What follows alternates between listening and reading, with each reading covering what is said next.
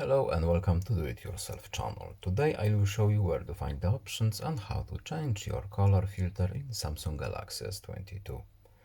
So where to look for our color change of our screen filter. So we need to go to settings, then we are looking for accessibility menu, and in here we have visibility enhancements. Next, we are looking for our color filter. As you can see, we have now set up blue filter and 20% opacity.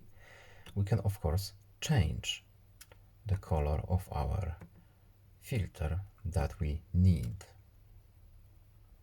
And of course, we can also change the opacity of our filter. No need to save, back out to home screen, and that's it. I hope this video was helpful to you. Please leave a like and subscribe. Have a nice day and see you in the next video. Goodbye.